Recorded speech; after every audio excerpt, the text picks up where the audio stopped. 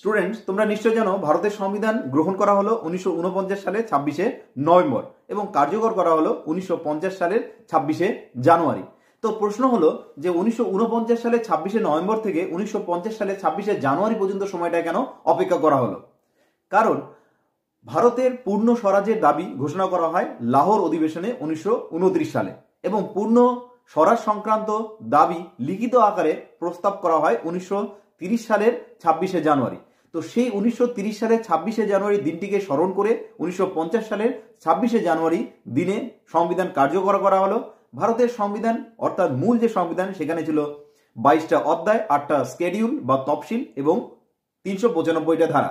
মনে রেখো, ভারতের সংবিধানে যে 395 নম্বর ধারা সেটা আজকেও 395 ধারা, এটাই হলো সর্বশেষ ধারা। ভারতের সংবিধানে বর্তমানে 465টা ধারা থাকলেও শেষ ধারা কিন্তু 395টা। তোমাদের কাছে প্রশ্ন থাকলো